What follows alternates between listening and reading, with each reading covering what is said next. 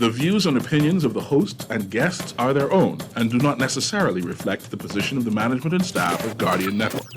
You have to be strong in today's world. Keep your focus and what you believe in, how to achieve all your dreams. Keep moving forward, never accept less than who you are. Live your best life. Be strong and free. It's the Hit Back with Nahaja Black. It's the Hit Back with Nahaja Black. It's the Hit Back with Nahaja Black. It's the Hit Back with Nahaja The Black. Hits Back with Nahaja Black is sponsored by Atlantis Paradise Island, the Ministry of Health, Cable Bahamas, Rev Christmas, ML Foods Limited, the Cancer Treatment Centers of America, Baha Retreat and Spa, and J.S. Johnson.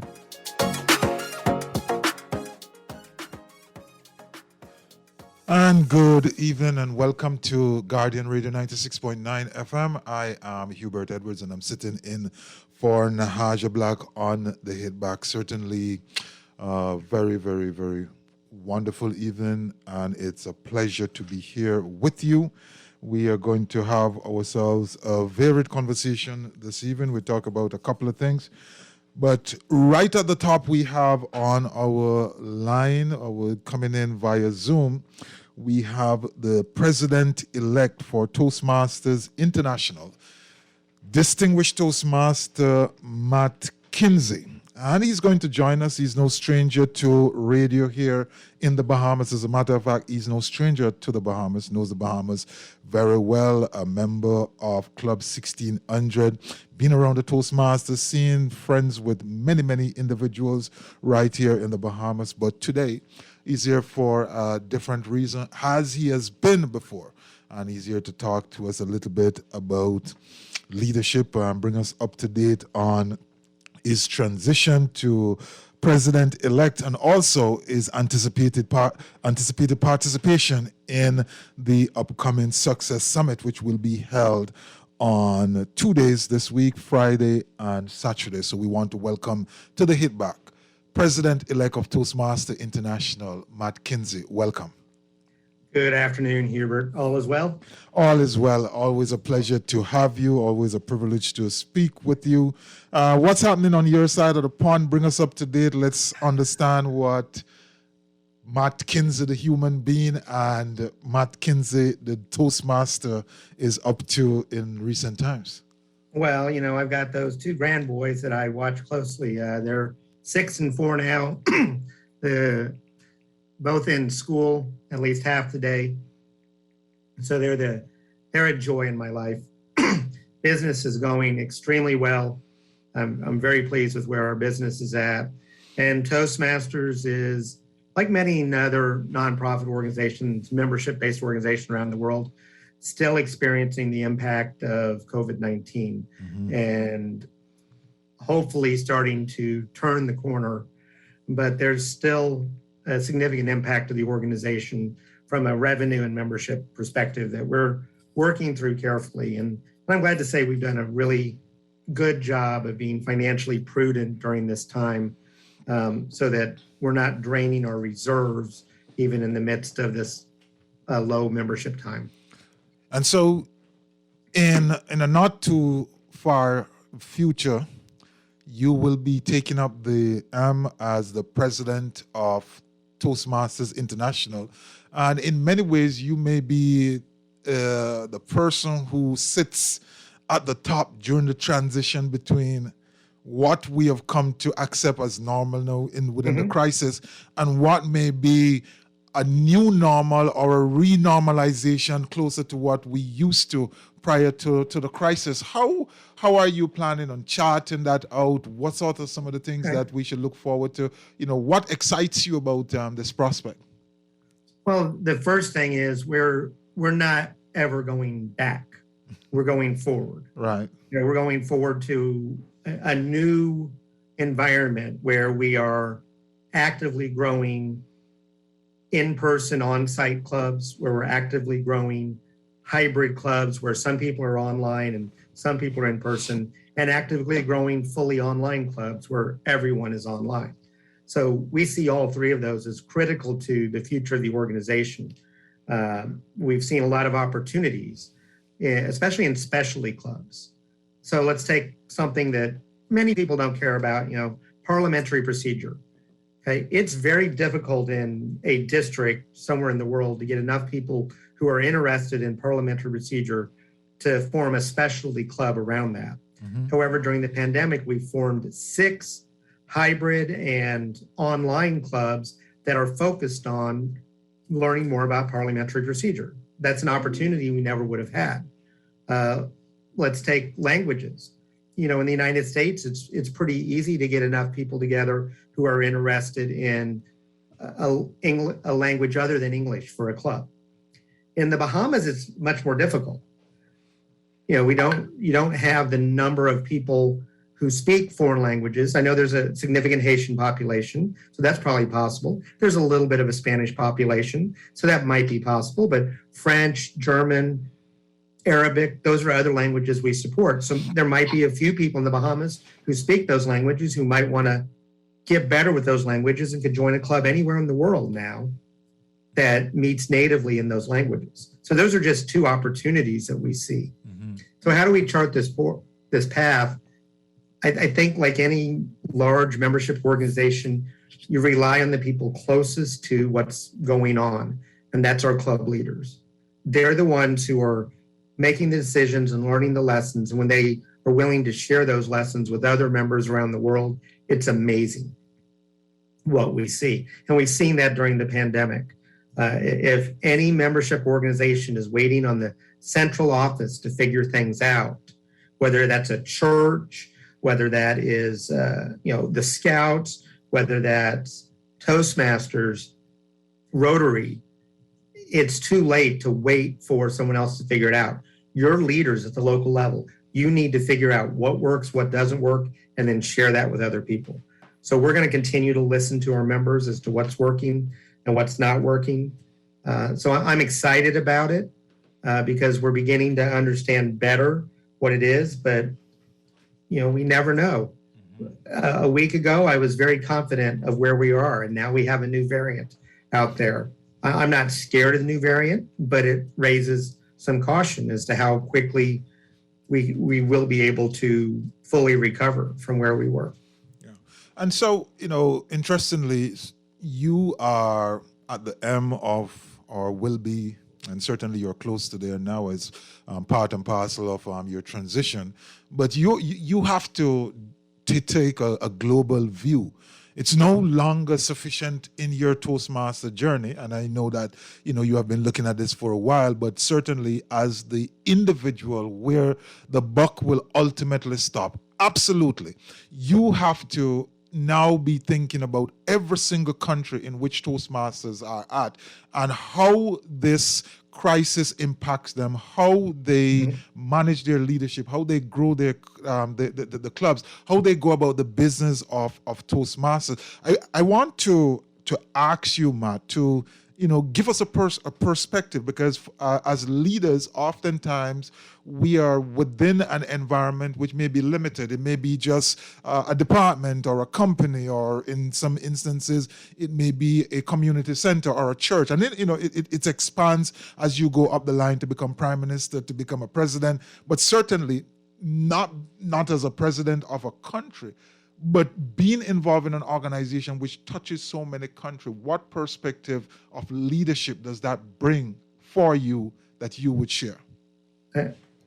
I think it's the perspective of expanding your horizon.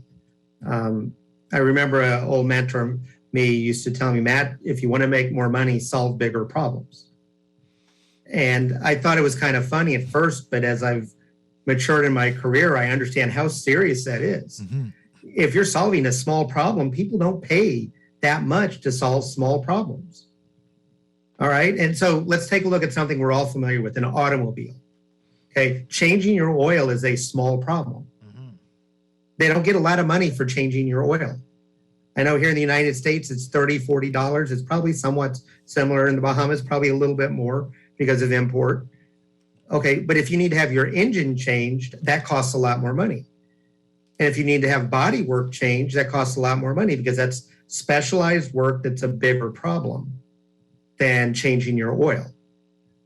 And I think it's the same thing true in leadership. If you're solving problems at the departmental level, there's only so much that you can earn as opposed to solving them at the company level or at a larger level in terms of a country or the world. So challenging the assumptions that you have and the limited knowledge that you have, because we all have limited knowledge. In my mind, there's only one entity who has infinite knowledge, and I'm not him. So I want to focus on what do I know and bring people into the room who are more familiar with those situations, who are smarter than me. Another thing a mentor used to tell me is like, if you're the smartest person in the room, you're in the wrong room.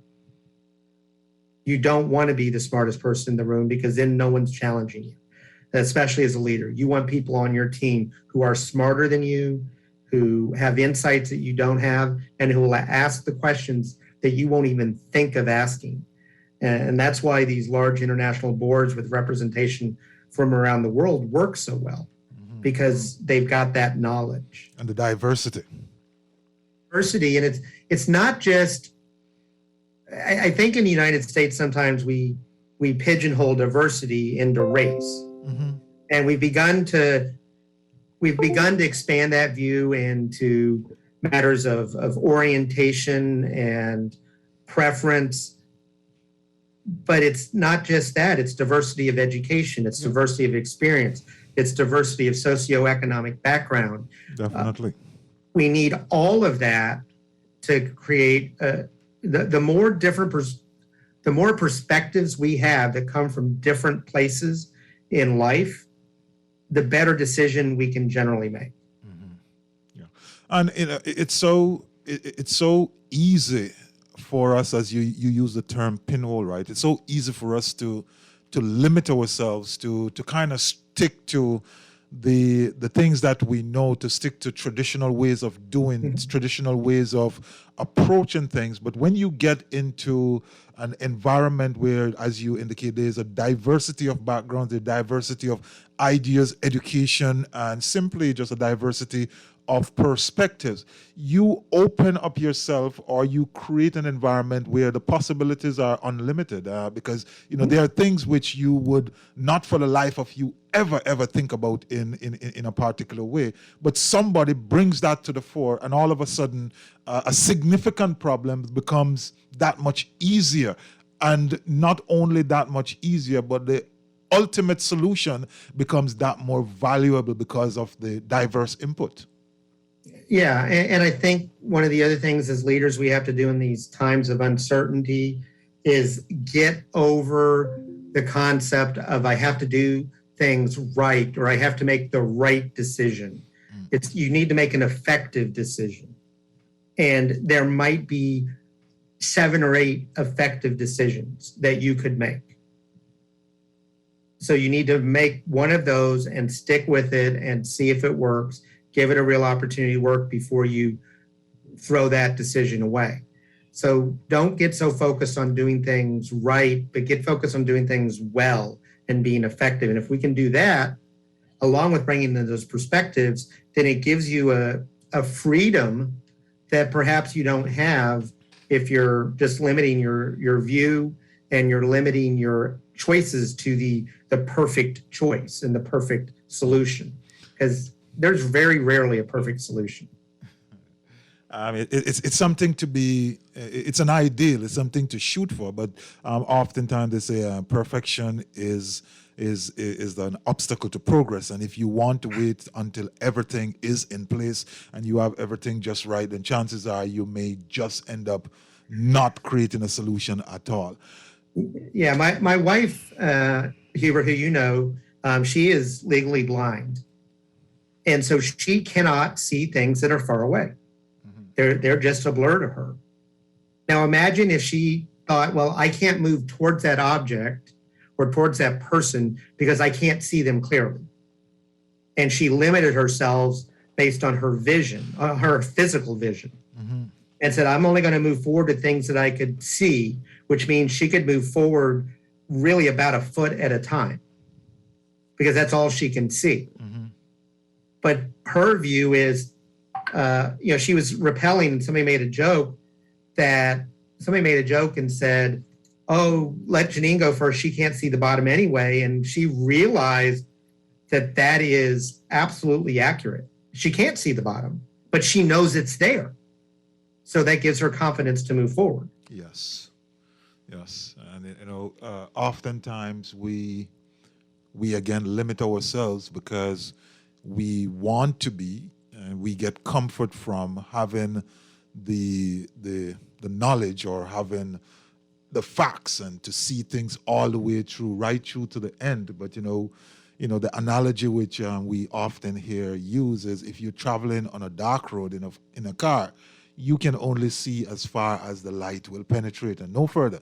But each movement, each step you take, each mile or each foot you move forward, that portion at which you can see expands and it keep expanding. So you just have to keep moving forward with faith and moving forward with confidence and with the understanding that you have the tools necessary to deal with whatsoever will come at you.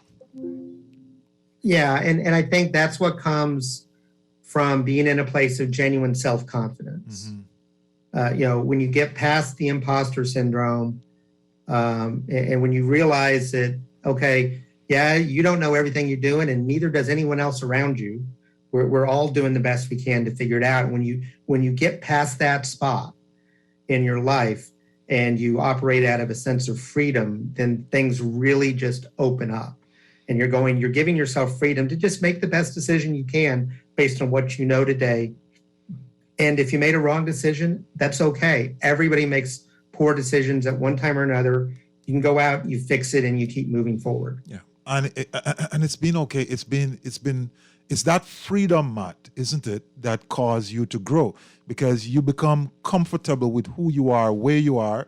You accept what it is that you have and don't have, and you make a determination to do what is next and do what is necessary to fix the things which needs to be fixed, and maybe to ignore some things which you don't have to pay much attention to. But being comfortable with self is fundamentally important, isn't it? Yeah, I think a big breakthrough for me was when I stopped looking myself at something that was broken and needed to be fixed. And I started looking myself that was whole and could be polished. And there's a huge difference in that perspective.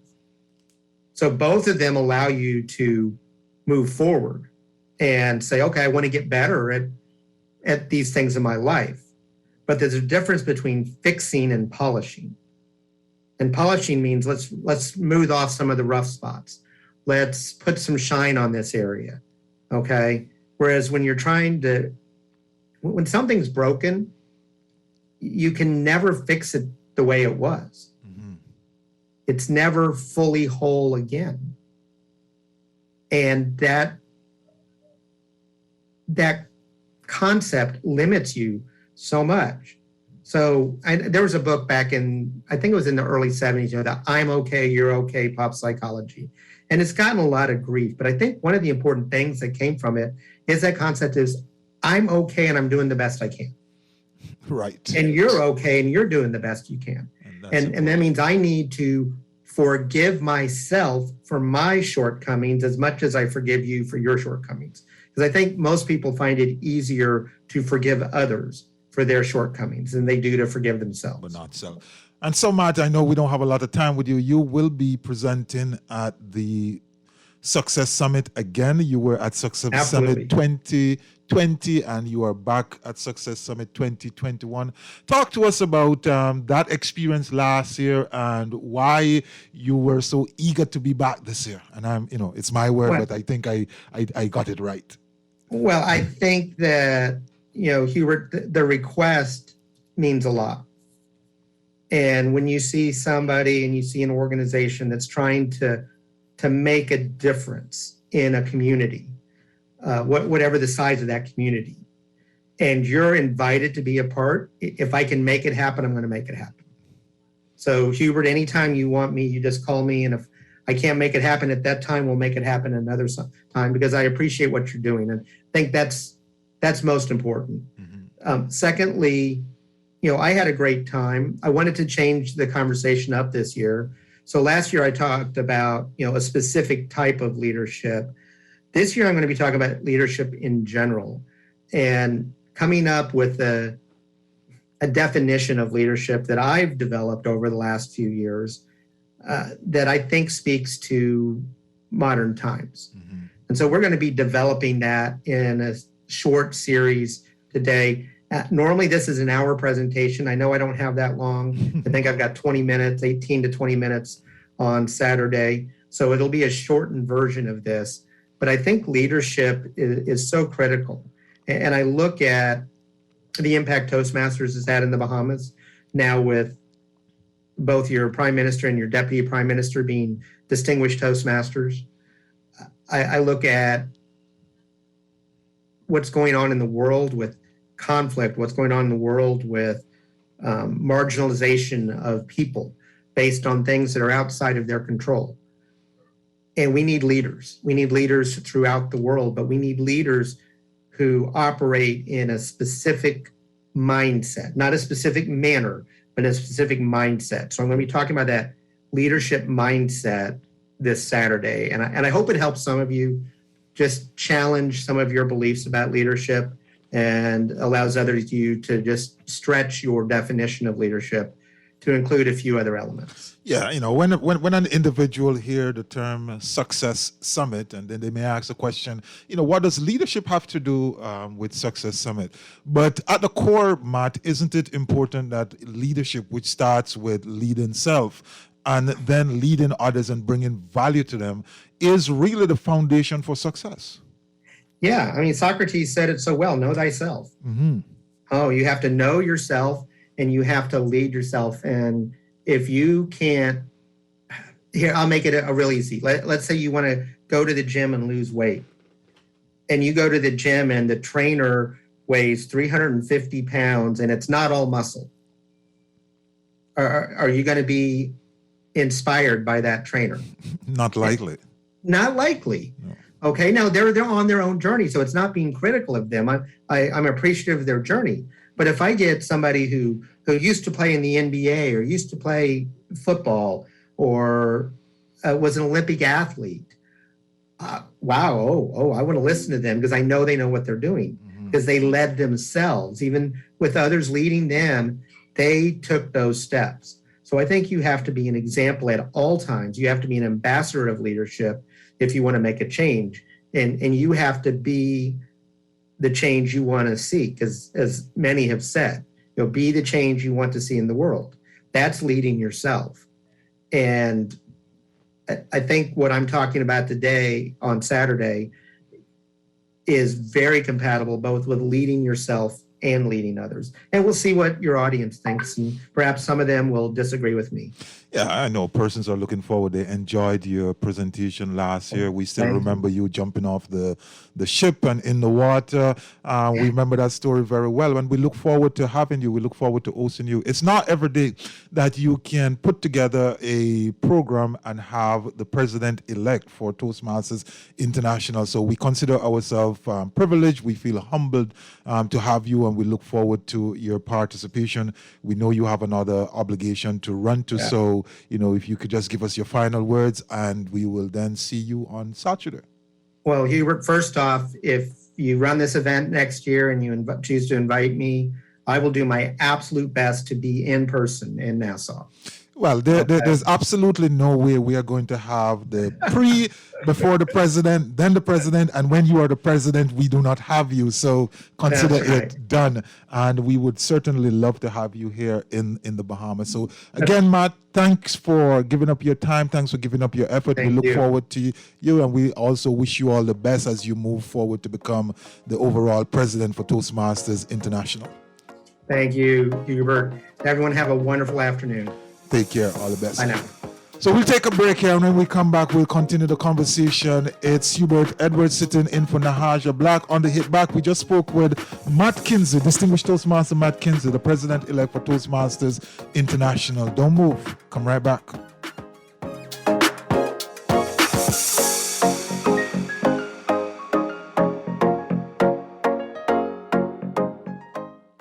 This traffic report is brought to you by Shield Insurance and Prudential Loss Adjusters. In my first look at traffic this afternoon, there are a few congested areas across the island. Some of the familiar places like the roundabout there at Samalabala Highway and Tony's Million Dollar. You've got a lengthy traffic line on the west lanes going into that roundabout there, where you've got to hit the brakes and take a slow ride into the circle. On the east end of Tony's Million Dollar, same thing. Half the traffic line, riding the brakes to get into the Blue Hill Road roundabout. And at this time, you've got that familiar slope passing on Blue Hill Road south in front of the post office to get into the same circle. Inner City Wolf Road has intermittent traffic on it, heaviest around the eastern end as you get closer to Mackey Street and to the roundabout there at Marathon Road. And the slow ride continues all the way to the east end at the intersection of Wolf Village, Burnett, and Soldier Road. On the coastline, the ride along West Bay Street headed home will slow you down. And a familiar look is there on East Bay Street going into Montague and onto the Eastern Road as well. What we got going on is typical afternoon traffic, so the slowdown we'll expect. And we don't have any information of any incidents or accidents that may cause some diversion in heading home today. This National Traffic Report is a service of Beyond Flags. They've got customer appreciation going on with 20 to 50% stall-wide sale now. Located next door to Columbus Primary School on Wolf Road, you can call them at 328-8250. That's 328-8250. Beyond Flags, they're on Facebook and Instagram. With the Riders Got a Look at Traffic in real time. I'm VANN. Michael was in a horrible car accident. Prudential Loss Adjusters managed his claim and got him the settlement he deserved. Sierra's roof received hurricane damage. Thanks to Prudential, she and her kids are happy with their claim settlement. Tammy fractured her ankle in a slip and fall. Prudential saved her time, money, and peace of mind. Prudential Loss Adjusters are here for you whenever a tragedy strikes. Call 322-4026 now. Don't wait for disaster to strike. This hurricane season, be ready. Protect your home with an affordable and comprehensive home insurance policy from Shield Insurance. You can't control what nature blows your way, but with Shield Insurance, you can rest easy as you ride out the storm. Protect your largest and most valuable investment. Don't take a chance. Put your home in our hands. Shield Insurance agents and brokers in Nassau. Call 356-7202 or Freeport 352-5945. Helping out each other, family and everybody. It's a simple act of kindness with you, me, and RBC. RBC wants to spread acts of kindness during this festive season. One simple act of kindness for our friends, co-workers, and communities can cause the brightest smile. Help a stranger, give a food basket, or call an elderly person. Share your stories at facebook.com/RBC Caribbean. Acts of kindness, RBC. Rejuvenate, refresh, treat yourself. Immerse yourself in total comfort. Pamper yourself. After all, you're worth it. Relax. Rid yourself of all life's stresses. At Baja Retreat Anti-Aging Spa, you will find everything you need to enhance your body and spirit. Call today at 323-6711 and begin your journey to serenity at Baja Retreat Anti-Aging Spa. It's the hit back with Nahaja Black. It's the hit back with Nahaja Black.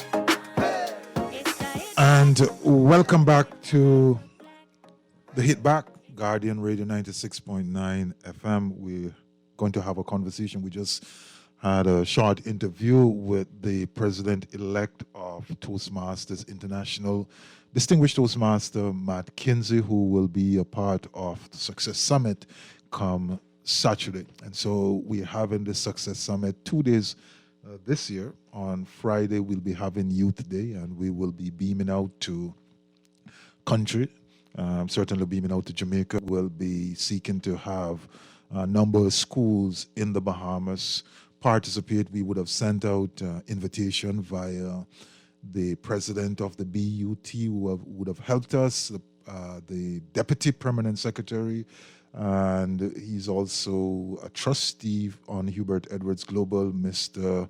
Ricardo DeVoe would have been assisting us on the education side. And so we're looking for students and young people to really tune in on Friday. We are partnering with Dave Borrows and iRise, and we seeking to bring some level of discussion around, how an individual can transform themselves, how an individual can reach for success. And again, it's always important when we say this and when we speak of success to understand success means different things to different persons. So do not define it by what you see in the other individual unless that is what you want. Do not judge yourself in terms of how far you have come, whether you've fallen short, because in many instances you do not know what the other person have, or more importantly, you do not know what the other person have done and whether or not you would be willing to do the same in order to secure success. But the idea is to share information, to share knowledge, to share strategies and pointers as to really how we can get to the place where we feel more complete with our own personal journey. We feel as if we are moving in a direction which is fulfilling, and we are achieving the things that we set out to achieve. And so we invite you out to, come on out. And certainly also on Saturday is going to be the big day when Matt Kinsey will be turning up again. We have a number of individuals who will be participating. And, when we were talking to Matt Kinsey just now, and he mentioned this whole idea of leadership, and I really wanted to kind of tune into that and make that kind of the parting salvo from him. Leadership ultimately leads to success, and self-leadership is very, very important. As we look around the country today, we're having many, many discussions on leadership. Just this past Saturday, the FNM, Free National Movement, selected a new leader.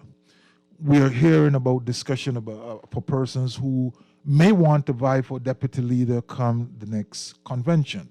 We are hearing about persons who want to vie for chairmanship. We just recently had a change of government, and we have now a new prime minister, new deputy prime minister, new cabinet, a whole new slate of members from the PLP who are now in power and essentially running the country. So leadership is always going to be important in whatsoever it is that we do. Important and essential. In many instances, for example, some persons like to discount and dismiss political leadership. The fact of the matter is, a country with 400,000 persons or 300 million, as in the case of the United States, everyone cannot run the country. It needs organization.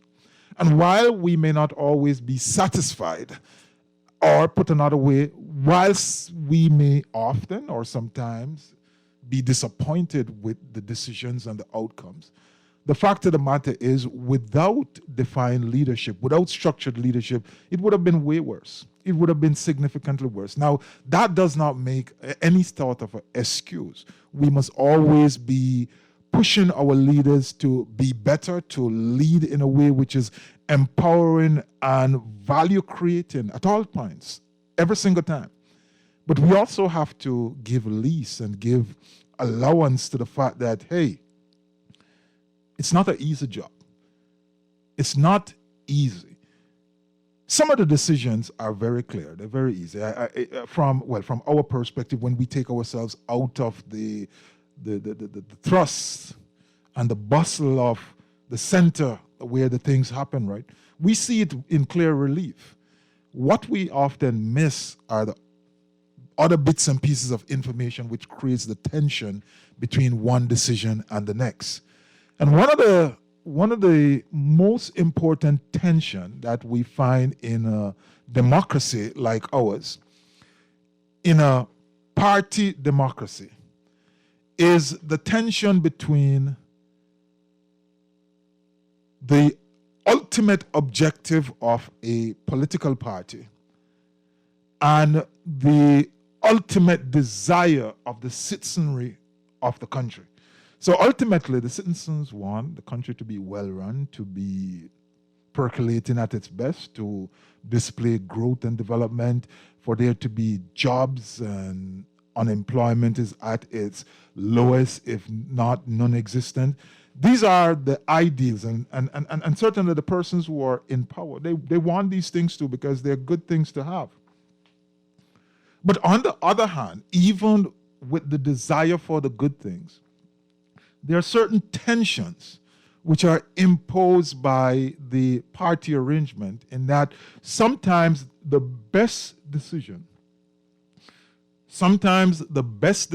my view, in the interest of the individual, in the interest of the community, in the interest of the country, may be not in the best interest of the party. It may not be a popular decision.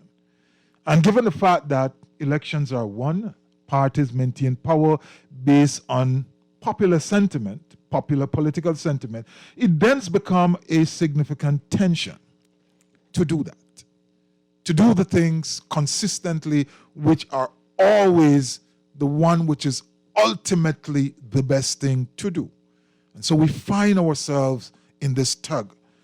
So recently I wrote an article which was carried in it's an opinion piece, which was carried in the Nassau Guardian. Thanks to them for the allowance. So I'm certainly greatly appreciative of Candia Dames and her team who afford me this from time to time. And also have to give a shout out to the competitor paper. Sometimes they do carry quite a bit of my writings.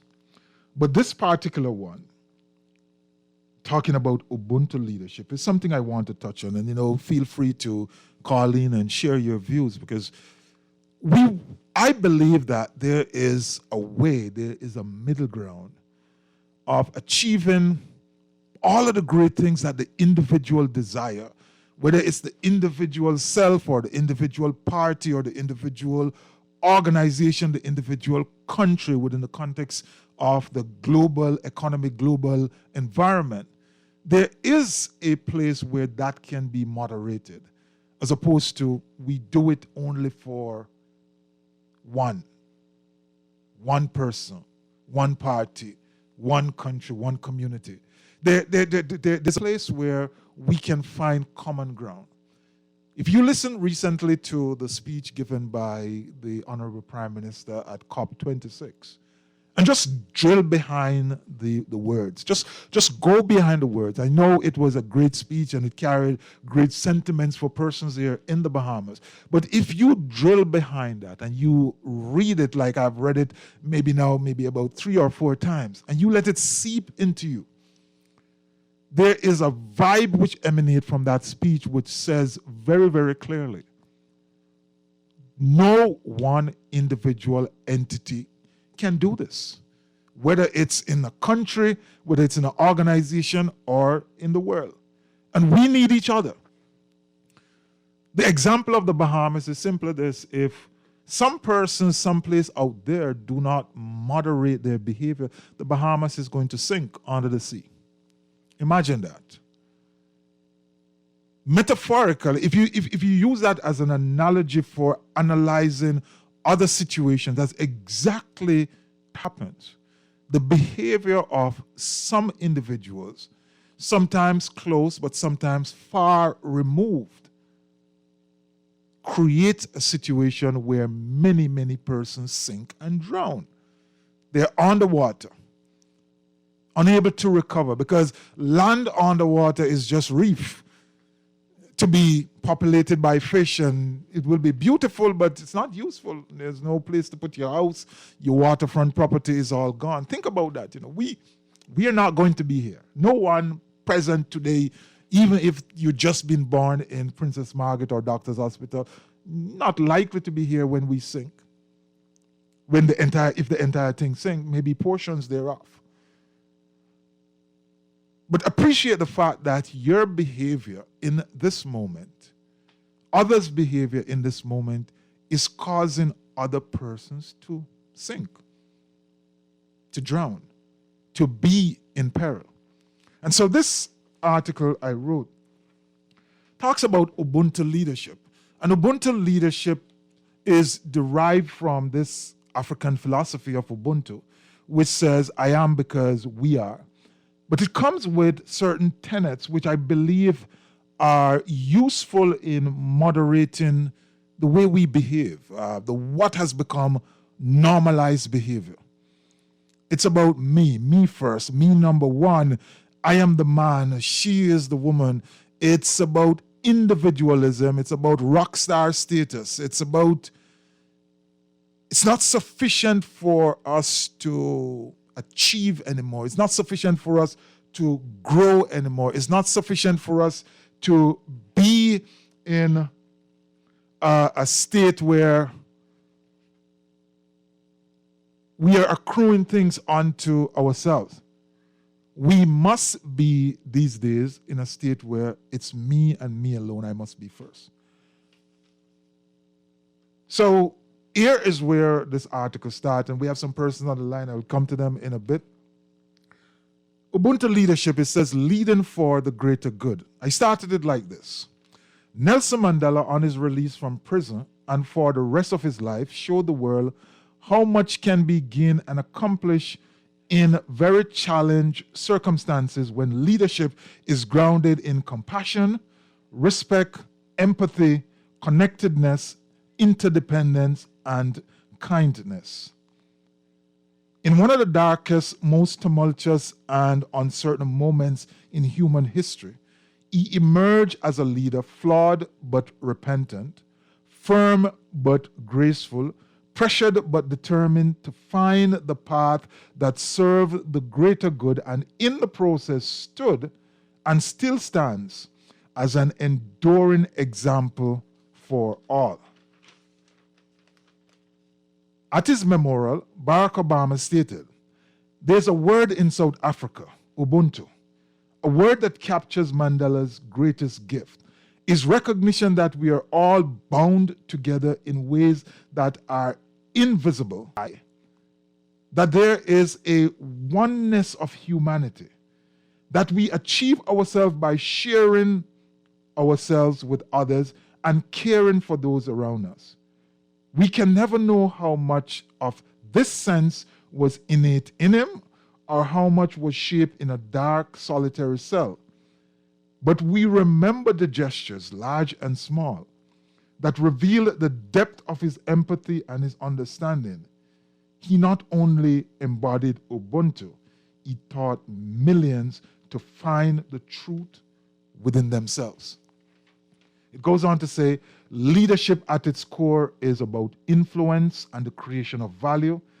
It is an undertaking measured by result, responsibility, and accountability.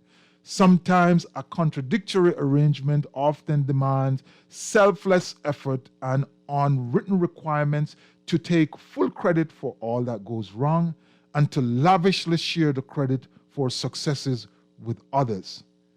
We expect leaders to be magnanimous, lead from the front in a principled manner, to consider the views of those they lead, and to cause that which they have the privilege of leading to be such that it serves the purpose, serves the greater good, for the many, not just a few. So that's kind of the starting point of the article. If there's anything about that which kind of tickles your sensibility, then certainly you want to join me and we want to hear from you. 323-6232, 325-4316, 325-4259, or text line is 422-4796. We want to talk a little bit about leadership. We also talk about Success Summit. And so we have some other persons on the line who is with us today. Who do we have at this time? Can't hear anybody. Chances are they're on mute. I am here, Hubert. I'm in traffic, but I've joined you briefly. This is Charmaine Gooden Monteith. Hi, how you doing, Miss Gooden? Miss Gooden is... I'm very well, thanks. Calling from out of Jamaica. She's going to be at the Success Summit. She is one of my teachers. I don't use the word former. I don't like the term former teacher because once a teacher, always a teacher. How are you doing, Miss Gooden? What is it that you're looking forward to this weekend for the summit? What is it that you're coming to share with us on this Success Summit number 5? Okay, I am so excited. First of all, congratulations on the fifth staging of such a very, very important event, the Success Summit. Actually, I attended another summit recently, and so I'm looking forward to your summit and what it has to offer. And this is such a great idea, Hubert. I've always known that when you became a man, you would really, really, really take the world by storm, and you are doing very well. I'm very proud of you. I'm still working on becoming a man. But just to say that I'm looking forward to my presentation and to hear what the others have to offer. I have always felt that if you really want to live life and live it well, not only should you focus on yourself, but you should be focusing on others by being a mentor, being a coach, reaching out to others so that others can become themselves and really reach their full potential. Mm-hmm. So I'll be looking at 5 success keys to transforming personal, I don't remember the exact topic because I'm not looking at it, I'm actually driving. But 4 success keys to transform yourself. That is, in a nutshell, what it is. So persons can hear from, others who have tried it, others who have become, others who knew that it took a lot to get where you really wanted to go, others who, have really invested in self and in others. And for me, I see myself as an encourager and as someone who is very intentional about what I do. And I'm hoping that in living out my purpose, I will do better. And so I really would like to be a part of the summit, and I'm happy that finally I have found the time to be a part of it, and that I will really be on to share all the nuggets that I think others can benefit from. And I think that is important. It's really about positioning yourself such that you understand that it's in the giving, it's in the sharing, it's in helping others to see the light in which you secure the greatest growth. Your own personal experience, your own personal story is one of overcoming significant challenges, coming from a very humble existence to working your way to the top of your profession as an educator, and then moving out and diversifying to other places. And we look forward to getting that flavor in your presentation this weekend. Yes, and I look forward to sharing. It's always a pleasure for me to share. Some persons, if something goes wrong in their lives, what they do is just give up, or they really can't bother to try. But what they need to hear from others is that if at first you don't succeed, then you try again. Mm-hmm. And that's a very important philosophy to live by. I also believe, and I don't want to give away too much of my presentation, that good things, contrary to what we have really learned growing up, I've always believed that good things come to those who go after them, not necessarily those who wait. Because sometimes while I believe in waiting on the Lord to give you guidance and so on, it is also important. You have to want it. You have to go for. Okay, I think we lost there. We have a call on the line in the meantime. Caller. Afternoon, sir. How are you? I am great. How are you? Wonderful. I heard you're talking about leadership, right? Yes, we're talking about leadership as we go into a summit this weekend. Yes, we are doing a success summit. Okay, where's the summit at? Well, it's going to be virtual or hybrid. If you want, you could turn up at BFM on a Friday and on a Saturday. But if otherwise, you could consume via Zoom or on Facebook or YouTube. Those are the places which you will be able to find it. Okay, I understand you.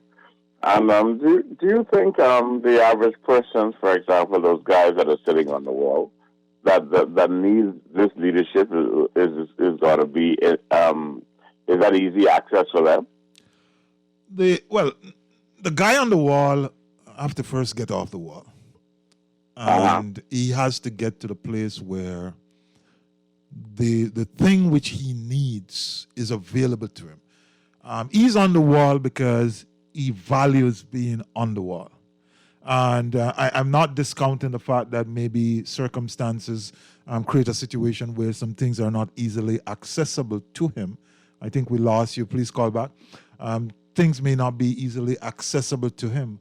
But in the first instance, the guy on the wall must jump off. He must go to the place where he can, make that shift. And many individuals on the wall, they have smartphones, they have access to whatsoever type of a technology. And so we are offering this conference, and we are going to be putting out information, and they certainly want to find ways of consuming it. If they can't do it electronically, then, just make a trek, grab a bus, hitch a ride, and be at BFM on the Friday and be at BFM on the Saturday. And believe me, we are going to be more than pleased and more than happy to welcome every single individual who turns up there. We're going to be putting on this teaching and the presentation to the best of our abilities. And the more persons who can participate, that's exactly what we want. Because at the end of the day, we want persons to change and we want persons to grow.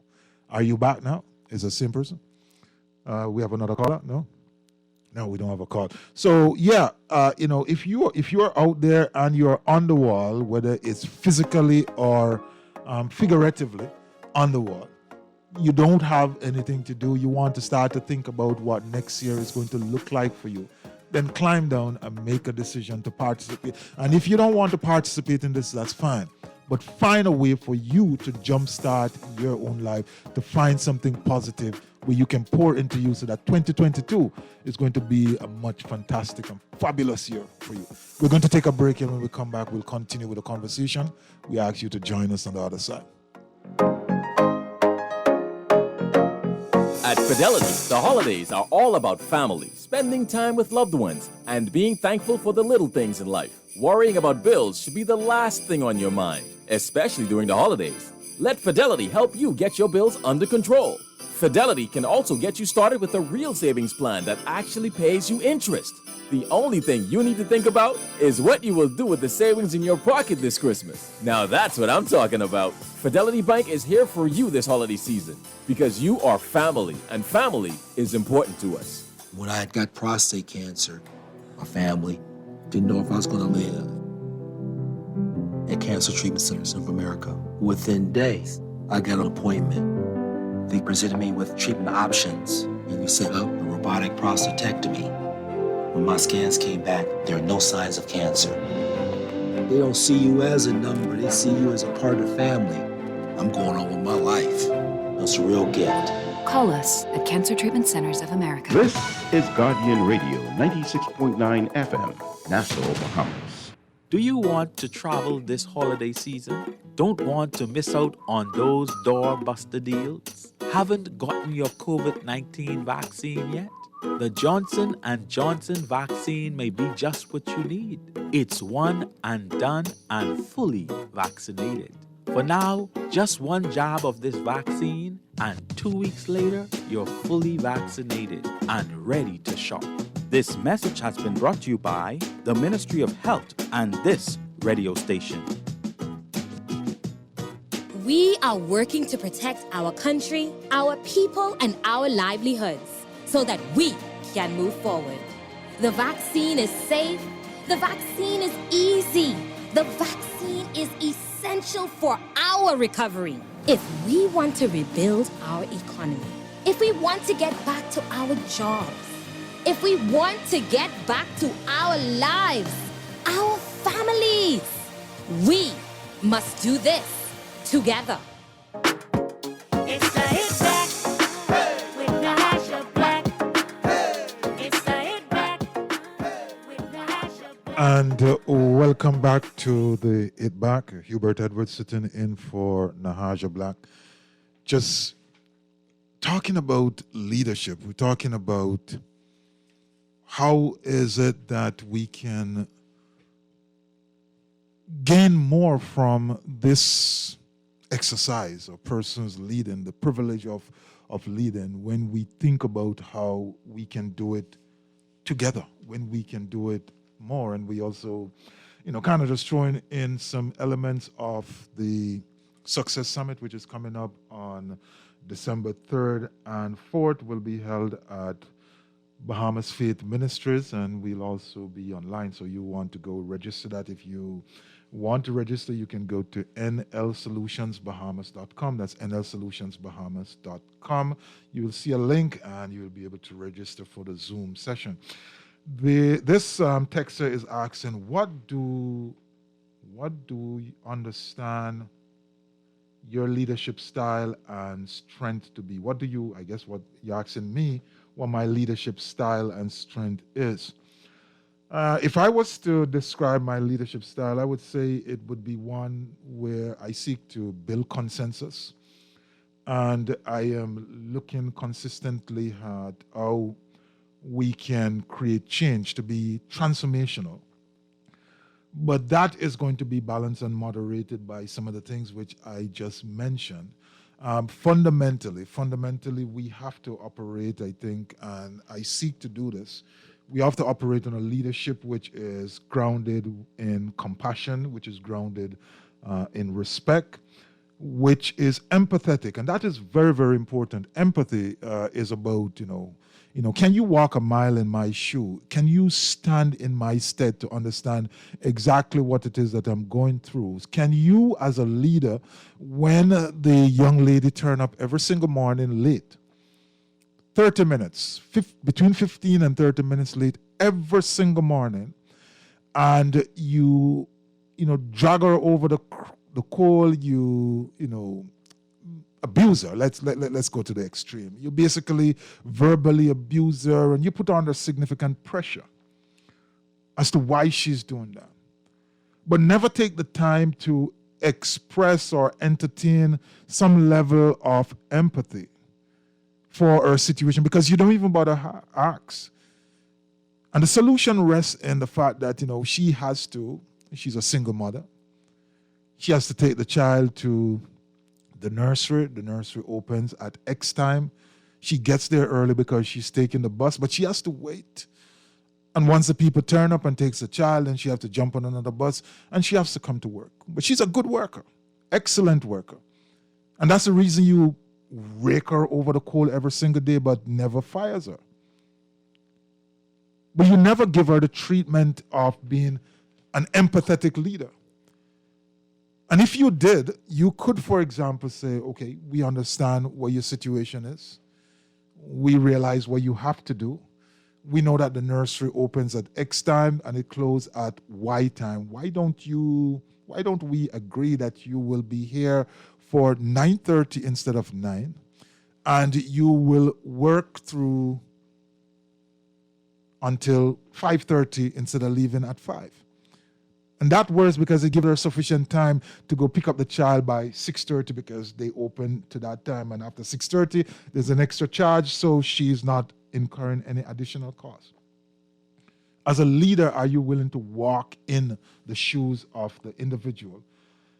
And then these other tenets of Ubuntu, which I've embraced, is this whole idea of connectedness and interdependence. We have to depend on each other. The connectedness is that we are all part and parcel of the same, and of course, operating with a sense of kindness. Now, don't think that these things mean that you're going to be soft and you're going to be a pushover and people will kick you around.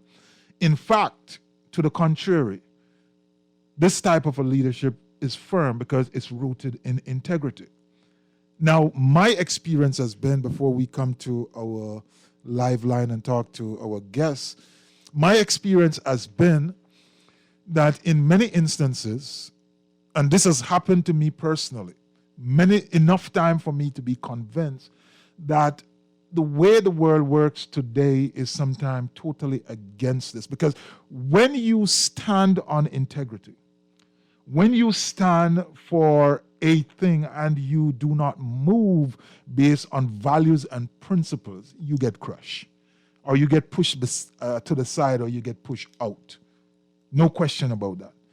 And so maybe there is a middle ground, and maybe some persons who, like myself, are just way too stubborn. My position is, if it's not right, if it's not laden with integrity, I'm not going to do it. I'm not going to get involved in that any way, shape, or form. If it is wrong, I'm going to tell you that it is wrong. If there's a way to correct it, we can correct it and move forward. But if you so decide not to correct it, then obviously Hubert Edwards is not going to be a part of that.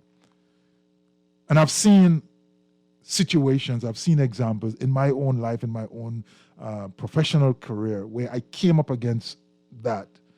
It's not an easy thing to do. It's not an easy thing to stand by yourself, to stand alone. But these things do happen. So when you lead in a way where you are concerned about other individuals, then you can help persons to move from where they are, to help them to transform their lives, and to help them to move forward in a very serious way. And that is one of the things that we'll be discussing at Success Summit. And so we have one of our success advocates, I think, on the line. Who do we have this evening?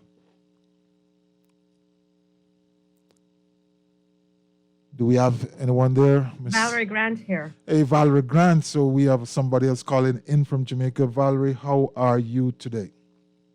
I'm doing well, thanks. Yeah, so you are going to be at the summit. As a matter of fact, you may be at the summit more so than others. Tell me, or tell the listeners, one, why you decide to be a part of this, and what excites you when you think about it. What excites you to be there for this weekend? What is it that you feel that you're filled with, that you want to deliver to the audience? Okay, so any movement that allows persons to share and to impact others, to make change, is something that I'm excited about. And that is what the Success Summit is all about, giving persons those keys that can help them to transform their lives. And so I'm excited to share some of those digital transformational keys that will help persons to get into this digital age, because as we recognize it, the future is a digital thing, and I believe it's right now.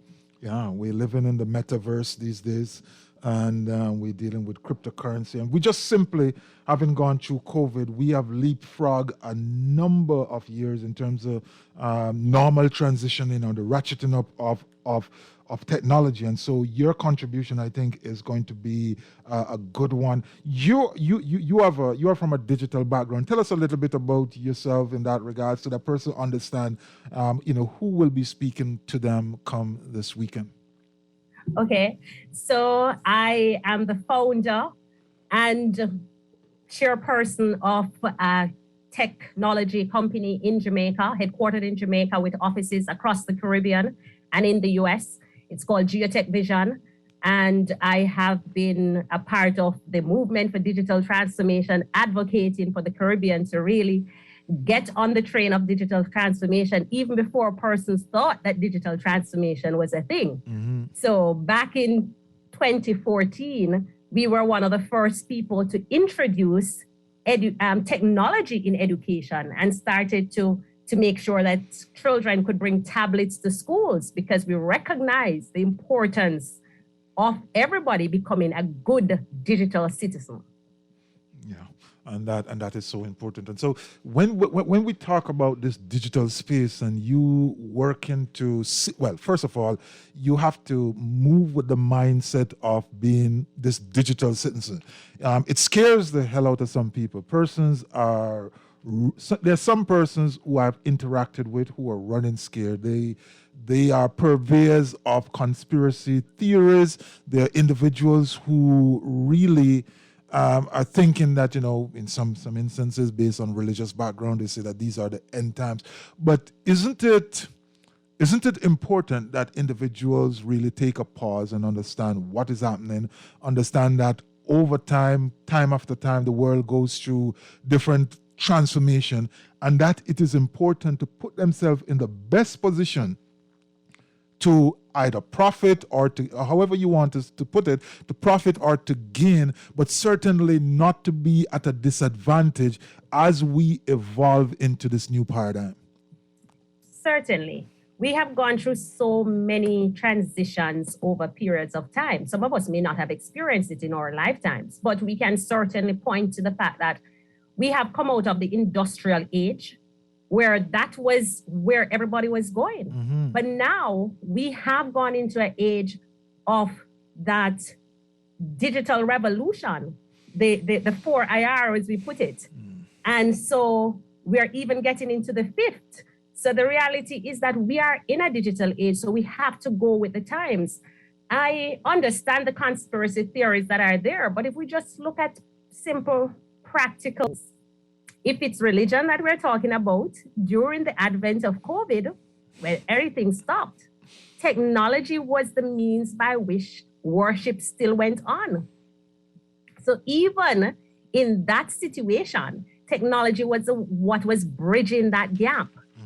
If we are supposed to take our students to really function, if we think about banking, if we think about anything that we do in day-to-day life, it is something that now has a digital dimension to it. So we can't be scared of it. In fact, we should be embracing it. We should be getting to the point where we become so comfortable with it that it becomes seamless. It's a part of our daily life. It's so, just like we used to walk into the bank and go in front of the tellers, that is something that is not happening so frequently anymore. We're doing all of that right from our phones. And so if we think about just that simple example, it means that we ought to start getting comfortable with the thought of doing many of these from a phone, from a tablet, from a computer, because that is the age that we're living in. And for us to really function and to make ourselves, elevate ourselves, empower ourselves, we have to understand it and to embrace it so that we can be a part of what this future holds. Yeah, definitely.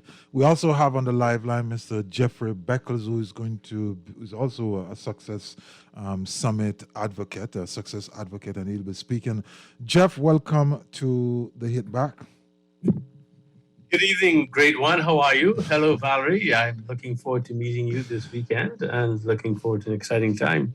There are provisions in the penal code for such an outburst, Mr. Beckles.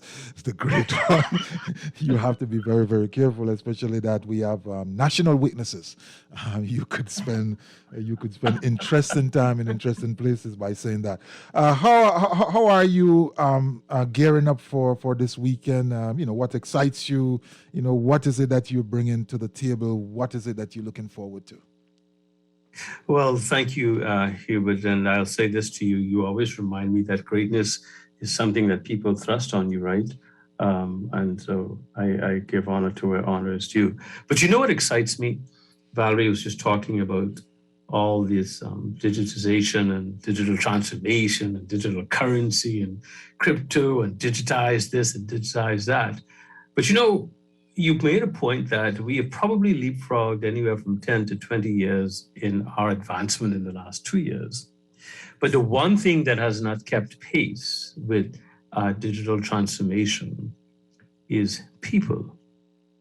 Most people have been in a maze and in a daze at the rapid pace at which change has embraced us in the last 2 years. And many people are trying mentally and emotionally, psychologically to fill in the gap. What just happened? We went to sleep one morning and woke up and the world changed, right? And it's been changing rapidly since then.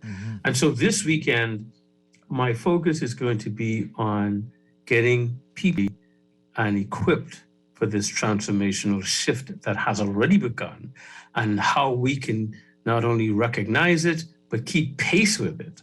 So that psychologically, emotionally, economically, from a business standpoint, we can steady ourselves, as it were, and be able to participate. Because the truth of the matter is, when we went to sleep, the last glimpse we took of the world we had is certainly not the one when we opened our eyes, and it's not going to be the one that we're looking at. So I'm excited to share with our attendees things that they can do, we can do, to stabilize ourselves, to steady ourselves, and to be able to embrace this rapid technological shift that is happening in our world. And hopefully with a view that at the end of the day, we would, while we may not be able to understand or manage the changes as they come, we could manage ourselves into change.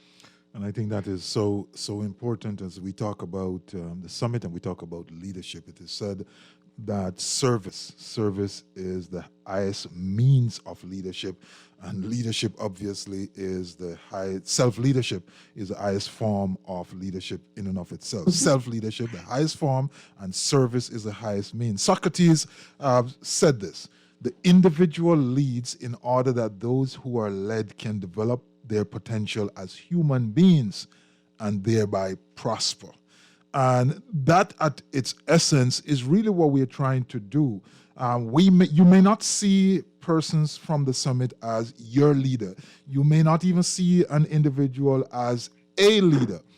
But really what is happening is this person, this advocate, this presenter, is serving you, giving up time, giving up effort, drawing on experience, drawing on knowledge and background to serve you. And like we said, service is the highest form of leadership. At the end of the day, the objective is that you walk away with tools, you walk away with an opportunity to glean something onto yourself, which is going to enable you. As you think about that, Valerie, and as you think about your own life, your own circumstance, you talk about the big you. We just heard about the big you being the CEO of a almost global organization. But what about the other side of Valerie, the Valerie who struggled? Is there that individual who can connect to persons like myself who is coming up on the rough side of the mountain?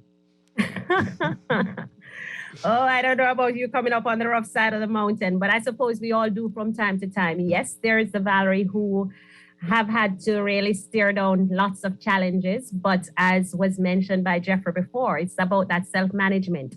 It's about being able to get through the obstacles and I tell people that my superpower is perseverance, persistence. That's my superpower. So yes, I have faced many challenges, and being an entrepreneur is not short of challenges. So I know challenges. Being a woman entrepreneur in a male-dominated space simply comes with its own share of challenges. And so even to be at the heights of my career where very few women from the Caribbean dare to sit and wanting to take others there has been challenging. I sit on a board that has one Black woman of 23 board members. It's a global board. And so, yes, there comes a lot of challenges, but it's being prepared for those challenges. Mm-hmm. It's been also prepared to expect the challenges and to figure out how to overcome them. So, and I've had many leaders, I've had many mentors, I've had persons who have helped me to navigate many of these challenges. So I believe that it's important for us to, from time to time, take a step back, really reflect, really attend events like this Success Summit, because it really helps us to gain that perspective. And it gives us that added tool in our toolkit to navigate the challenges that they are. I've spoken about some of the challenges I personally had in one of my books. It's called Every Day's Day One, Maintaining the Startup Culture and Mindset. And so I have a day one mentality, which is I approach each day as a new day. And I also take with it the lessons that I've learned from yesterday. Yes. And, I ask you that question specifically because sometimes we turn up at these events and we get pure persons, and they look nice, they look beautiful, they look handsome, they're well dressed, they're well cuffed. But the question is, after the first dive, how more deep can you go? And we want persons to understand the quality of the individuals that we are putting in front of them. It is not going to be easy on any given day to connect with a woman in technology who has a regional reach and who has a global reach, as you will be able to, having attended Success Summit, and you will be able to reach out to a Valerie Grant. It's not every day that you may be able to interact with an individual like Jeffrey Beckles, who has the business side and now also in the technology space and the payment space, and to understand that that brings its own set of value. And we want to be able to bring that to you. We want to be able to put that to you. The question that the caller asked earlier was, what about the guy on the wall? Well, we are encouraging you. We are admonishing you. We're actually begging you to step down from that wall, whether physically or metaphorically. Step down from that wall and take this journey with us, or take this journey with similar endeavors, similar individuals. Because at the end of the day, it's not really about the things you're about to go into, but as Valerie said, it's a question of how prepared are you to deal with those things when they come up? And how prepared are you in terms of having the ability to connect with individuals who have the experience and having been there? And so we want to say to you, we provide a means of networking, of connecting. But importantly, we are, and certainly, let me speak for myself personally, I know these individuals are of that mindset also. We are not there for personal aggrandization. We are committed to your success. So if you walk away and you say, I gain one thing, or you walk away and you gain 10 things, that is what we consider to be a win. Versus if you were to turn up and say, well, ain't nothing happening here. We know that won't happen. So we certainly want you to be there on Friday and Saturday. If you're a youth, if you're in primary school, especially the upper grades, if you're in high school, then you certainly want to register. We have a caller on the line. Let's take this call. Caller, go ahead. You're on the hit back. Yes, Edward, how are you, man? I'm doing fantastic, man. Wonderful. You're talking about leadership. Mm-hmm. I heard of okay, there is a female actor, and there is a female Speaker of the House of Assembly. Those men that stood up and showed disrespect and dishonor to her, well, they were there the whole time and didn't even ask Mr. Minnis any questions at all, didn't challenge him at all. How spineless is that? You know, it's sending a signal to our boys that the female is easy access to stand up to. Okay, she is the authority inside of the House of Assembly. She should be given respect. Okay, they are leading us, but that's the wrong path. Okay, she is the authority in there, and what she say, you can question it later, but at least respect the authority. Okay, for example, our acting Prime Minister, we respect her because right now she's the acting Prime Minister. Okay, there is no need for disrespect for any authority because it sends signals down into the community to the guys that are sitting on the wall, that are riding the jitney, okay, that are working in McDonald's, that are painting the buildings. Okay, show examples for these young people that our communities may become better and our country could be a better place to live. Thanks for letting me share. I totally agree with you. There's always an obligation to, and I would say a minimum respect that goes to any office, especially national office, regardless of who is there. You just initially, without thinking, just cut off that piece of respect for the office and for the individual, and there's no minimum way of treating that. It should not be diminished in any way, shape, or form. I have a text here which I need to read. It bothers me a little bit, but I'm going to read it nonetheless. It says, the problem with you educated technocrats is that you are blinded by your misguided education and then lean to your own understanding. Free choices should remain. Fact is, there are also disadvantages to the digital paradigm, to too much control and data laws in the third world. Juxtapose the biblical paradigm, you will pay for your role. Now, if by our here I am doing something which is biblically offensive, I'm sorry, all of my friends who are going to heaven, I'm not going to be there. I'm going to go to someplace else. Because nothing that we have said here, I think, should be seen in that manner. Educated technocrat. I've been to a couple of schools. These other persons have been to school. But we don't wear those badges. Those are unimportant. We understand that just as there's upside to everything, there's downside. I had a conversation with a friend today.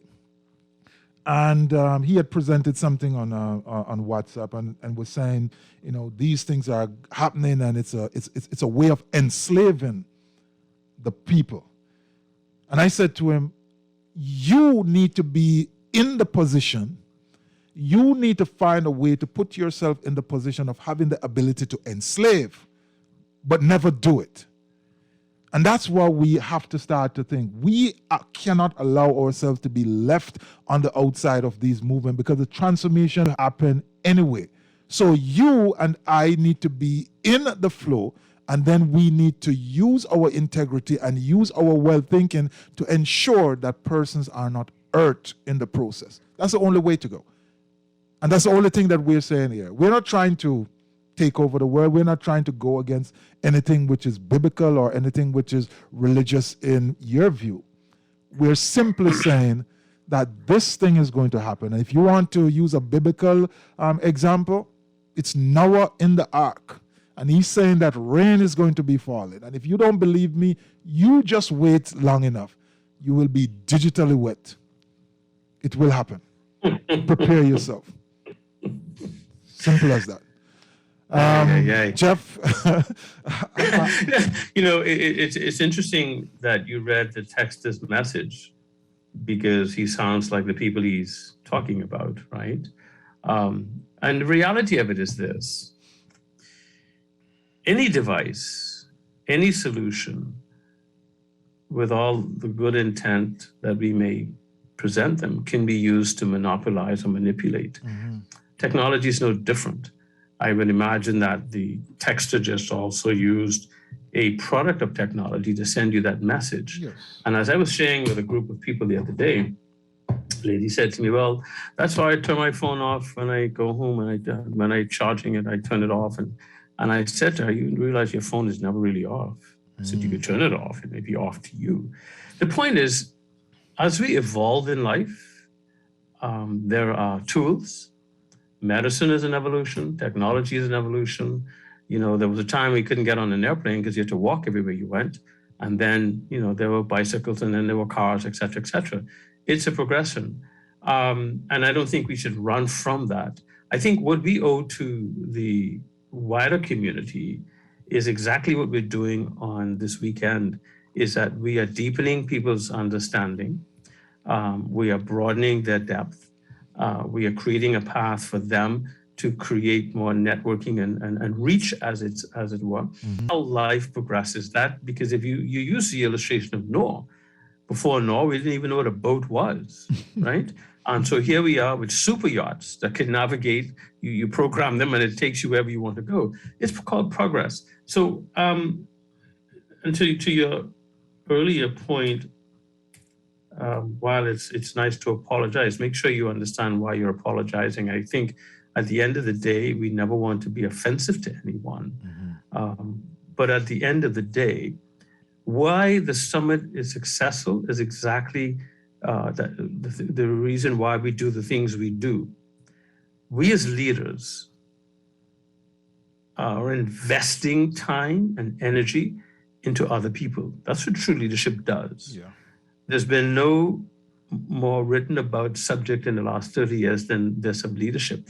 But I always say to people, the one fundamental thing that we hardly hear about in all of these books and thousands of pages, tens and thousands of pages, is servant leadership, the willingness to invest time and effort into people. So what we're doing at Summit is those of us who have the exposure. I'm in the digital space, as you said. One of the reasons that I'm there as the managing director of Island Pay is not just to share information with the attendees, be they high school students or even working adults, but as a business leader, as a community leader, I feel it is my duty to contribute to a better future by investing in those people, because one day, in that group may be an employee that I may hire next year, 2 years, 3 years, 5 years down the road, right? In that group may be someone from on a social level that I may end up interacting with that I would have otherwise not had contact with, that gives us the opportunity now to interact. It gives us an opportunity to exchange ideas. And in fact, it may even give an opportunity to find someone else to mentor. That is what true leaders do. We put ourselves in the way for other people. So I hope that the texter will join us to really see the difference in leadership that our summit provides. And so I do commend you again for the opportunity. And Thank you that's so what much. excites me about it. Yeah, thanks so much. We have a caller on the line. Let's take this, and we know we have somebody else on the live line. We want to get them in on the conversation. Caller, go ahead quickly, please. Yes, how you doing? Edward C. Allen Johnson. I'm good. Yes, just the caller, right, where you spoke of. It wasn't you who sent this text, C. Allen? Oh, no. Okay, just checking. Listen, I would have been on the plane to Freeport to go look for him. I am so far ahead of it. But I want to talk about the opportunity because, again, I think Mr. Becker said it best, that he should actually begin to become immersed in trying to understand that which he fears. Because, if he even wanted to say you technocrats, then basically you are fulfilling a Bible prophecy in his mind that can't be changed. But one of the things is that I see in his statement is if he was to re-examine his thought, he should look at opportunity. Mm-hmm. Here it is that he sees technology as a threat to privacy and these things. That's an opportunity for him to Zara and all other things and find a solution to which can be applied towards bringing a form of privacy and control to the very individuals he claimed that this is violating. So I'm just simply saying that that's where leadership is, to also recognize. Remember you said, find a bigger problem to solve, and that's an excellent problem, and that might be a multi-billion-dollar problem that he basically looking at the negative of it as opposed to the positive of saying, this is something I can apply myself to, and this is something of bringing something, a solution, something huge, 7 billion, 8 billion people will absolutely need this to protect these people, these 8 billion people, from people like us who's doing it. Just want him to look at that and say, this is an opportunity for him to take leadership in that position. Yeah, I think that is great advice. Thank you so much, C. Allen. I'm glad it wasn't you who sent it because, I know where to find you. We have a new member joining us on Zoom. Who do we have again? Good afternoon, and thank you for having me. Hi, Kaylin, from all the way out of Grand Bahama. See you, man. It's certainly a pleasure. Kaylin, you are the financial guru. You talk about strategies in the financial world. You talk about legacy. You talk about how persons need to be responsible within that financial space. What is it that you are bringing to the summit? What are you looking forward to? What excites you about this weekend summit? Well, first of all, I am so excited to be a part of such a great initiative. I believe that anything that is transformational, that moves individuals from just inspiration and motivation to actually being able to recognize that they can be and do whatever they perceive they want for themselves, I am all for being a part of that. So I want to say thank you again for the opportunity. Definitely, I am that person who has a fierce passion with anything financial in reference to wealth, accumulation, preservation, passing it on, and just for us, I can create a financial legacy. We understand how to make ends meet, but we want individuals to learn that it's more to it than just making ends meet. We want our children to have a better future. We want our children to have a better life. We want to make sure that our children are able to live without the burdens of living from paycheck to paycheck. Just these basic concepts can give you the type of financial legacy that can pass beyond generations and generations to come. So I'm definitely excited to have the conversation, and I will be speaking to 3 power principles to create an impactful financial legacy. That sounds like it's full full of power. But certainly, we are looking forward to hearing you. Now, let's go back to Valerie to get her last word. I know you were on first, so let's get your final word. Give a word to the Bahamian public, give a word to the Jamaican public, give a word to all of the persons who will be tuning in region and across the world as to why they should be and must be a part of the summit. Well, before I say why they need to be a part of it, I've been hearing all of the talk about leadership and the comments that were made. And I just wanted to take the opportunity to say, a lot of persons confuse leadership with management. And yes, management is important, but leadership is what produces that change and that movement. And that's what you're creating or have created with the Success Summit. And so that is why I'm so excited to be a part of it and the change that it will continue to bring. And so I'm encouraging everybody to tune in, to join us in Nassau, and to really come prepared with their hearts and their minds open and ready to be transformed on so many different levels.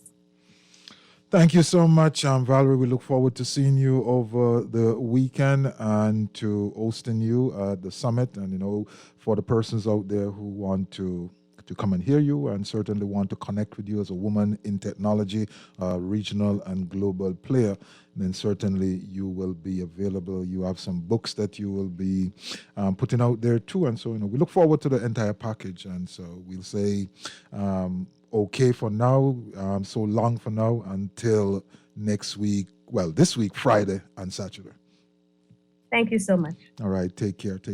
Let me just, before I go back to Jeff, let me just jump back to Kayleen. Kayleen, you just heard Valerie. And one of the things that we work hard to do on the Success Summit is to create a balance in terms of having female participants, because, of course, too often we have functions, too often we have events, and there's just not enough women on the program. There's not enough persons there to speak to our young ladies, to speak to our girls.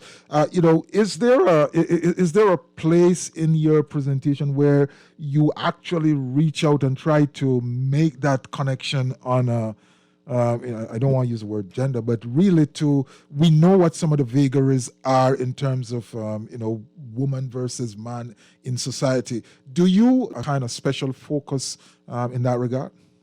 Yes, I do, because my specific passion is towards women and children, because we understand that unfortunately it isn't what it should be traditionally, but the norm is it's the woman and the child or children that is the cornerstone of our economies and our countries. And so definitely there will be, it'll tie into what my presentation is, because as a feminine leader, I always try to inspire and influence and let young ladies know, especially from a mentorship point of view, that yes, you may have a challenge from a gender perspective, but from characteristically and ideally, and if you have integrity, you're still able to provide that influence. And one thing that Jeffrey talked about is servant leadership. And one thing that women do also honor when they lead is they serve.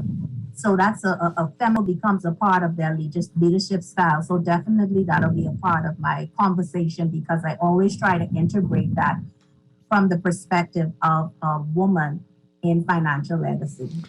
Definitely. And so we just want to say to the ladies out there, the young girls, the young woman, the young entrepreneur, the young professional, there's a place for you, there's a space for you, there's a bit of learning, there's a bit of knowledge which has been carved out and prepared for your consumption. And so you can see individuals who you will be able to connect with. Kayleen is a financial guru, a financial expert. She's been doing this a long time. Her connections go far and deep, believe me, when I say that, and this is somebody you definitely want to be connected with. As we kind of roll you off one by one, let's come back to the person who was on second. Jeff, your final words? Jeff is not there? I would say. Yeah, I'm good. Yeah, thank you. I want to challenge the mind. I believe that the mind is the most important asset we have, right? if we challenge the minds, if we show the minds a glimpse of the future and what could be, the possibilities. For me, I get my satisfaction out of that component. If the minds of the people who will hear us are challenged and they embrace the challenge and they rise to the occasion, for me, that's a win for the summit because it proves that the summit model works, but it's also a win for the community, and it's ultimately a win for the country because it means then that we have these minds in gear and those minds are focused on an objective. And when we have minds focused on objectives, we can only expect good things to come out of them.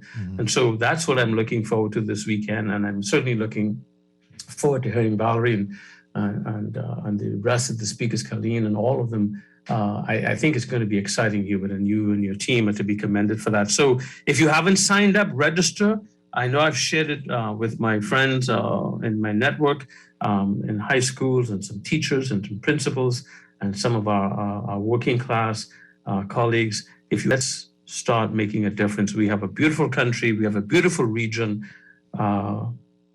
We talk a lot about what comes out of our Caribbean region. It's now time for us to begin to share that and begin to work on the next set of success stories. So God bless you, Hubert, Valerie, Colleen, look forward to seeing you all on the weekend. Take good care. Thank you so much. And so it's now left to you, Kayleen. You're the money woman. You have the money bag and you have the last say here.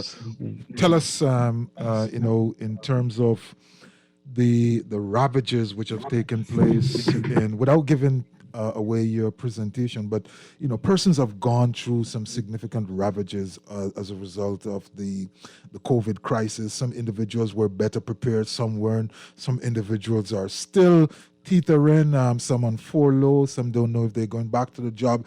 I want you to talk to persons out there from a perspective of encouraging that, hey, all is not lost. There are persons like yourself out there who have the ability and the willingness to help if there's a need. But encourage somebody. Encourage an individual, a young woman, a young man, a not so young man, a not so young woman as to the way forward and what is possible, despite how dark it may look to them.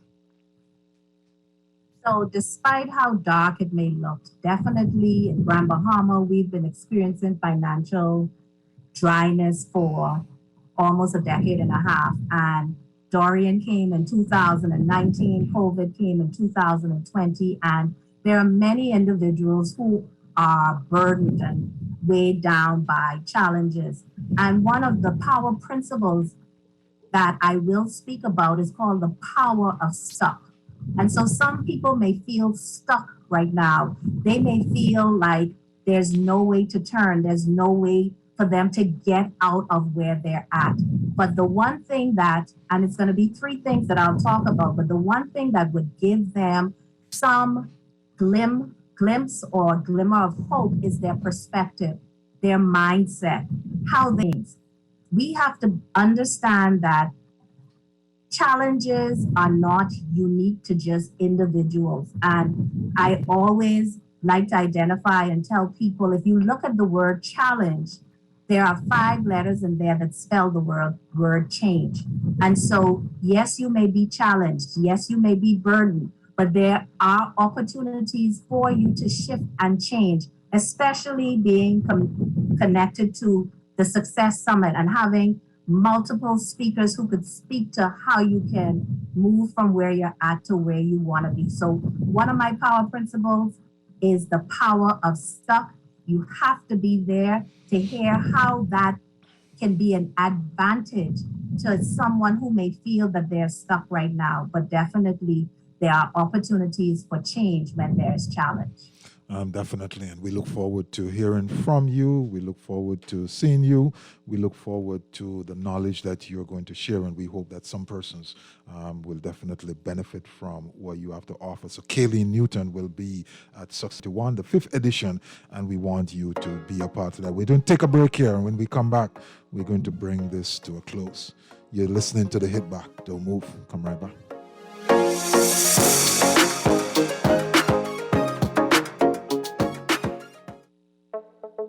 Tired of banks forcing you to use technology to bank the way they want you to?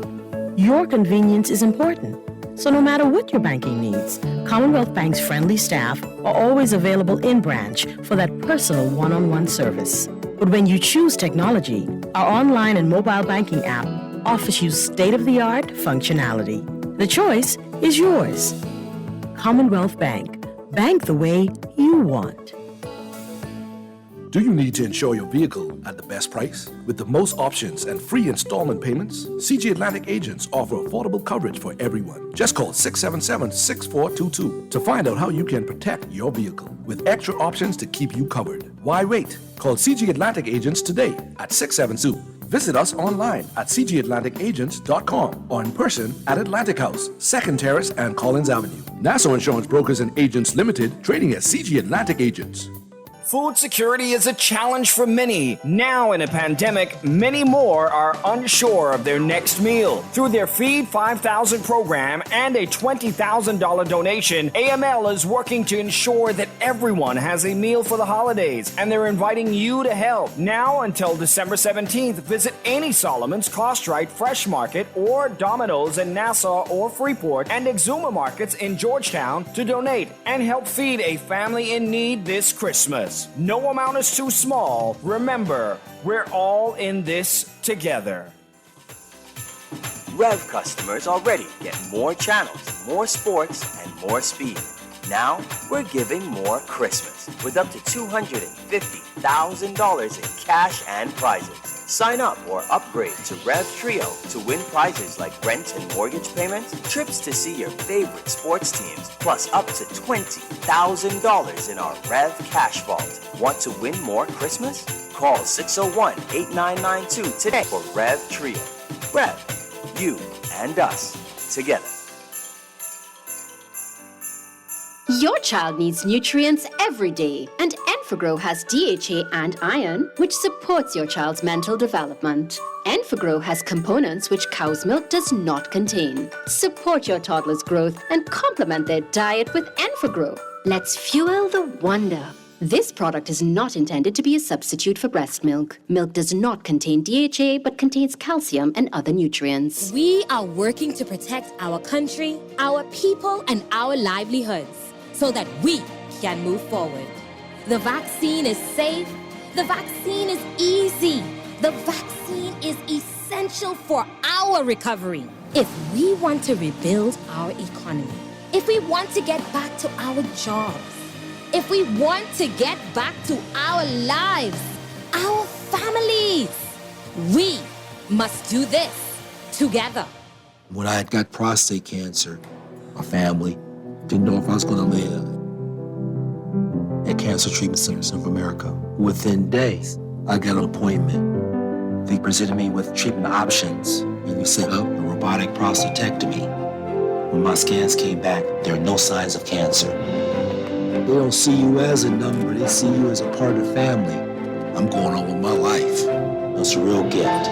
This is Guardian Radio 96.9 FM, Nassau, Bahamas. It's the hit back with Nahaja Black. It's the hit back with Nahaja Black. And welcome back to the Hit Back as we come into the last couple of minutes of the show.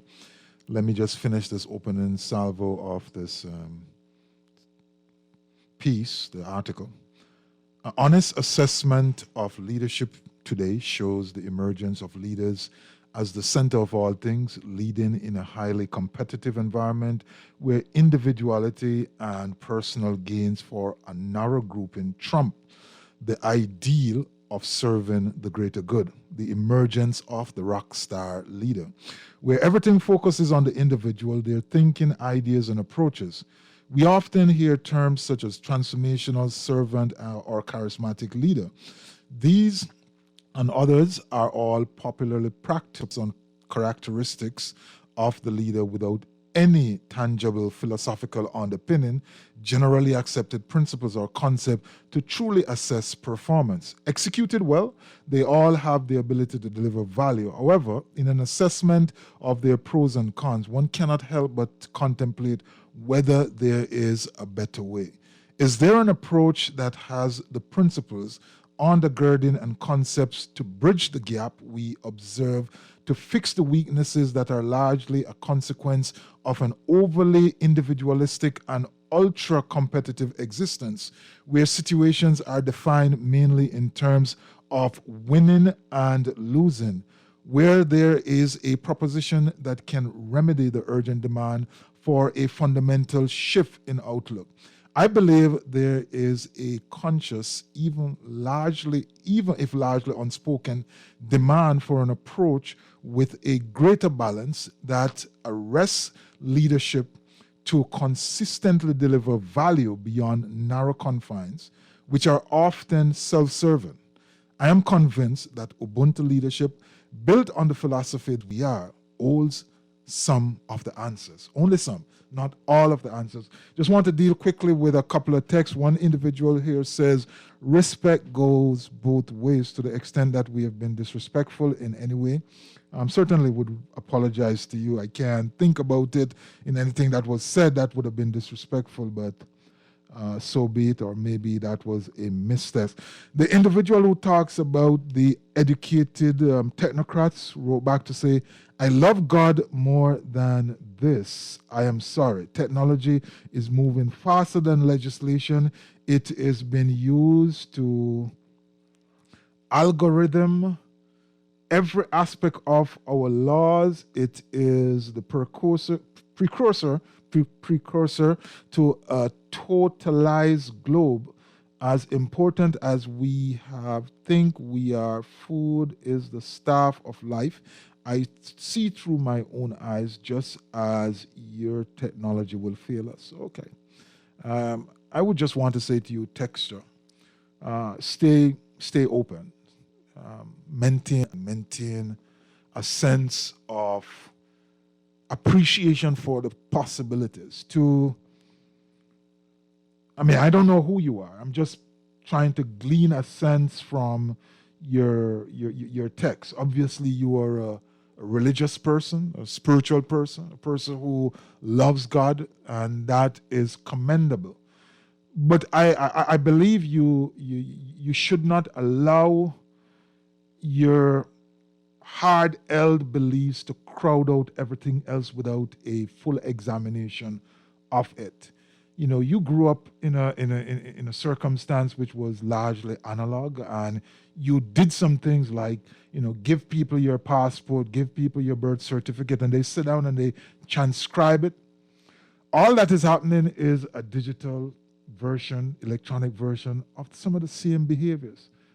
And the question is, are you going to be able to survive without being a part of that mainstream? If you choose to take yourself out, to go off the grid, then that's fine. It's the way you choose to be. But all I'm saying there, to drive you to the point where you just shut the world out and do not put yourself in a position to enjoy some of the benefits of this transformation. Now, is it all going to be good?